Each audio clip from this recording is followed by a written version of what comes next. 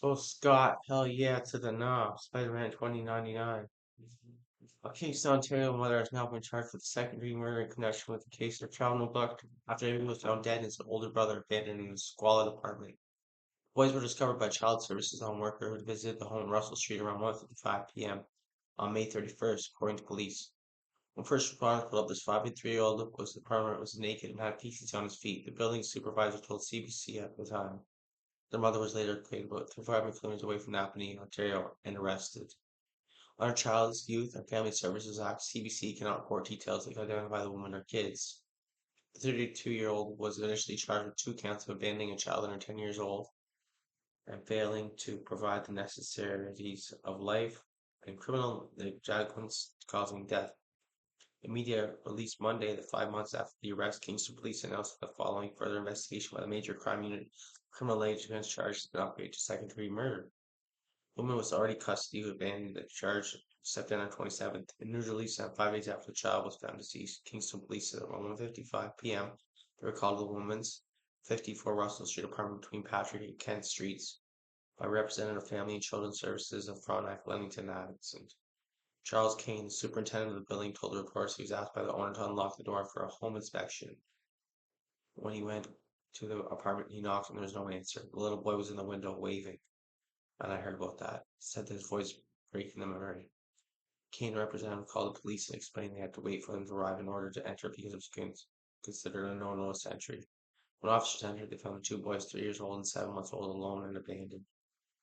It's just a tragedy, Kane said. The little boy was naked, had feces on his feet and whatnot. They brought him out some clothes, but the child was so confused I ended up putting the shirt on the little guy to get him covered up. Kane said frightened, the boy tried to get away from the strangers, but a representative caught on calm him down. The ambulance came to the 3-year-old boy away, and the baby was still in there, dead. Kane said, "That's not right." Police investigated led him to address in Napanee where the mother of the child was found. Police would not share in Napanee where the woman was located. They said it was to protect the identity of the witnesses.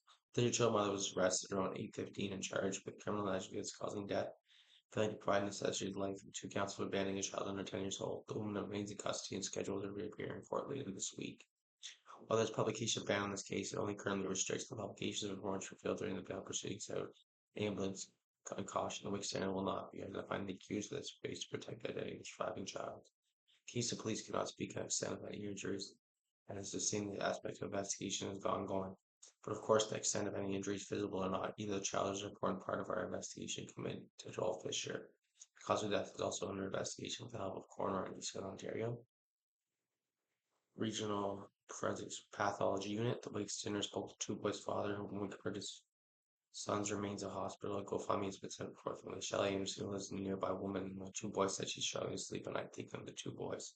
Anderson claimed the mother was gone for several days last week. She said the woman left that being Saturday, May 26th, during Wednesday for the night, then left the next morning. Anderson said they heard the children crying during the days when the mother wasn't home.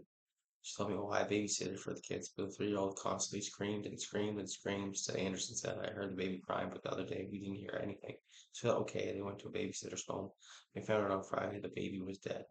Keane described the permanence a mess, but wasn't able to fully enter because of the crime scene. "I know it's a mess there because you can't even stand the smell of what you open the door."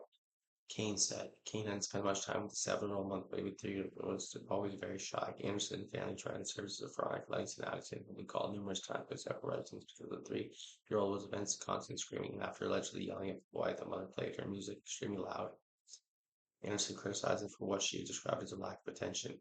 They do nothing. They didn't do nothing. Anderson said angrily. They had just say this is what's going on and leave.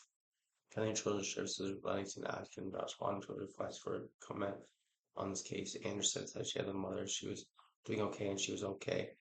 Anderson said she never saw the mother use any substances, maybe struggle with mental health.